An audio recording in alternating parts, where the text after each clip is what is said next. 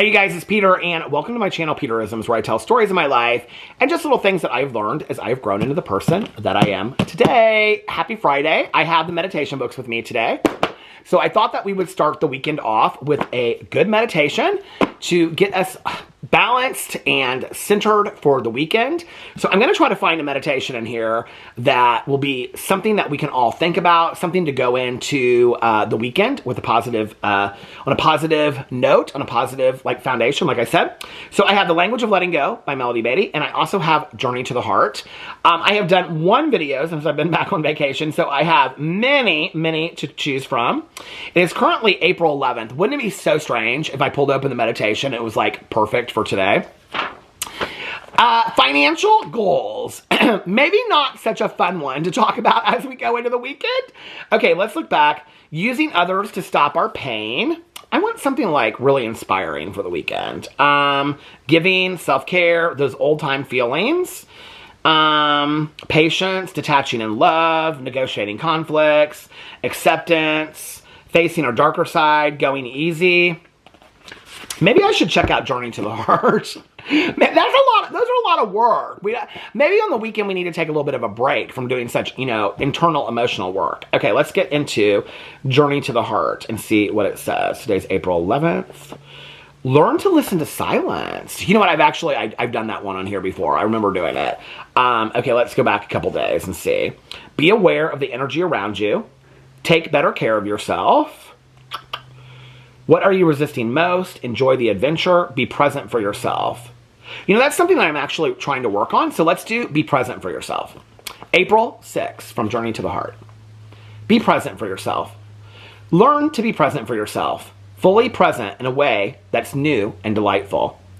Be present for your thoughts and emotions. Be present for the gentle way in which your heart and body leads you on. Learn to be fully present for each step of your growth, each step of your journey. I didn't just do this one last time, did I? Why does this feel so familiar to me? Probably because I'm working on it so much this year.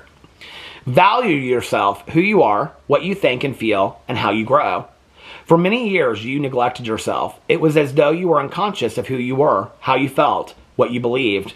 You believed that kept you safe, protected you from feelings you didn't want to feel. You believed it was how you should live.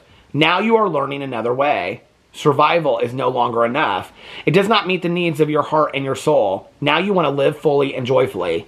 To do that, you must be present for yourself. Be fully present for others too. Be present for their spirits, their emotions, the words they have to say to you, but especially be present for their hearts. You no longer have to fear losing or neglecting yourself if you are present for others. You can do this safely now. You will not be consumed by their needs. You will not become trapped in the workings of their lives. And if you're present for yourself, you'll know how much presence to give to others. Wow. Be present for life, for the starlit skies and the chirping birds that sing to the morning sun. Be present for the earth and grass under your feet, for the feel of a snowflake in your head. Be present for all the magic and mysteries of the universe. But most of all, be present for yourself. Then your presence for others and life will naturally follow. I love this meditation so much. For those of you that don't watch me regularly, last year my number one goal was to be present, to focus on being present in my life. And this year, one of my main goals is to be present, and my goal for last year was to live in the present moment. This year, it's in living in the present moment, asking myself in that moment, am I living my best life? Whatever I'm doing in that moment, whether that's watching a TV show with my husband, or being on a trip, or taking a nap, sitting on the front porch, driving around with my friend getting a fountain pop when she picks me up, whatever that would be in that moment, like sitting on the front porch, like I said, every day I try to start off my day by just sitting outside, looking at the sky, listening to the birds, seeing the little squirrels run across the yard.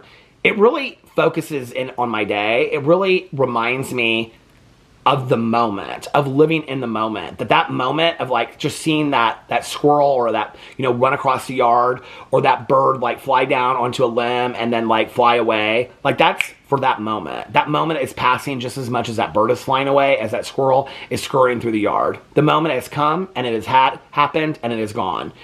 And it reminds me so fully to live in the moment and to really enjoy each moment that I'm living. Because if I'm focused on, and this is the other thing, people have asked me for years, well, like, how do you live in the present moment, but then you also plan for the future? Well, when you're planning for the future, and I'm talking about like savings, what you're going to, like, retirement, like, are you going to move? What's your next job going to be? You're doing that in the present moment, right? It's about becoming fixated on it. It's about becoming fixated on when you're in the moment, like if you're at dinner with your family, or you're watching a show with your partner or by yourself, or you're just sitting reading somewhere. If the whole time your head is focused on, well, what about when taxes are due? Or what about like if I have to get another job? Or what if I have to move? Or what if I have to do this? And you're completely fixated on that. Then you're not living in the present moment, right? And also equally, if you're so focused on the past, not just telling a story of the past, or this is what I've learned from the past, or sharing something that happened, but if you're so fixated on, well, this happened and I can't get over it and I refuse to get over it, or can you believe this happened to me? I'm not talking about something that happened a month ago. I'm talking about things that happened and we should have worked through it by now, right? And when I say should, what I mean is, like, to myself, I'll ask myself, am I holding on something unnecessarily? Like, am I the one?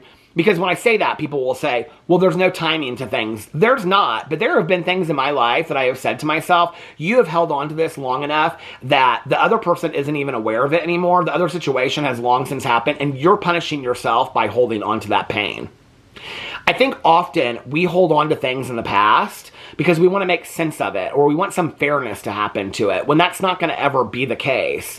And then we end up punishing ourselves when the other people involved, or the other people that did it to us, sometimes have passed on, sometimes we're not even in their lives anymore, and yet we hold on to that event in our lives so much.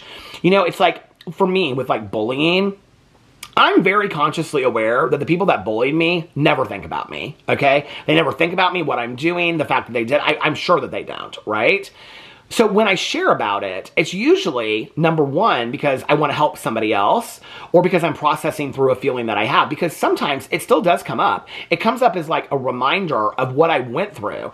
Like, something will happen to me today, and I'll be like, oh wow, the way that I react to that today is a remnant of how I reacted to being bullied when I was growing up. So yet there's still some work that I still need to do that I haven't done yet, right? And so I need to work on that issue.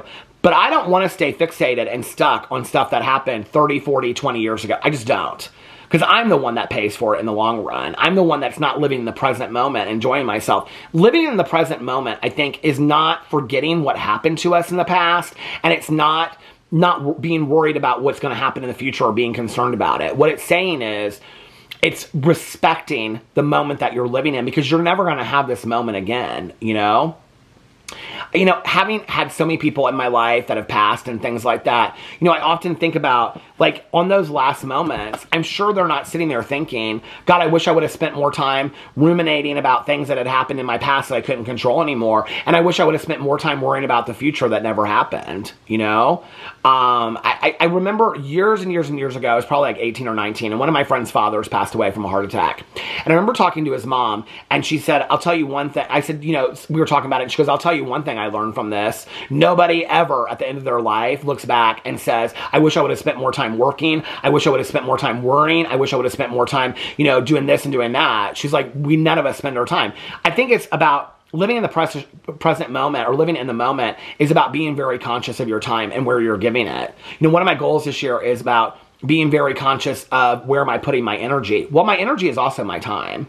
If I am spending a huge amount of time fixated, not just telling stories, telling memories, that's being a storyteller, but being fixated on things that happened in my past, and that's not fair, and that shouldn't have happened, and blah, blah, blah. And maybe it wasn't fair, and maybe it shouldn't have happened.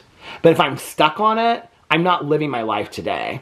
And if I'm not living my life today because I'm worried about things that are going to happen in the future, then I'm cheating myself out of the life that I've been given today. And I don't want to do that. And I don't want anybody else to do that either, And when the meditation talks about the more present you are for yourself, the more you can give to other people and be present for them as well, I can tell you, relationships, friendships that I literally walked through because I was so worried about this or that or the other, that I can remember whole dinners I've been at that I just I wasn't present at all because I was so fixated on this or that or worried or whatever. Not about them, but about something that had happened 2 weeks before or a month. And that dinner is come and gone, Some of those friendships aren't even around anymore. Some of those people have moved on. Some of those people have passed away.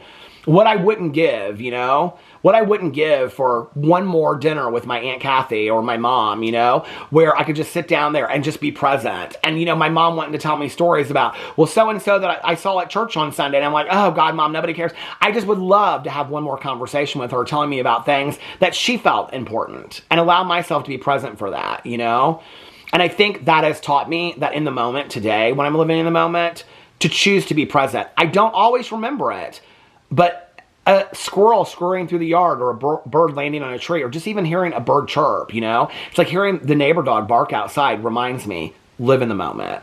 Anyway, good meditation to start the weekend. We should all live in the moment this weekend and enjoy each and every moment. I love you guys, and I will see you tomorrow. Bye.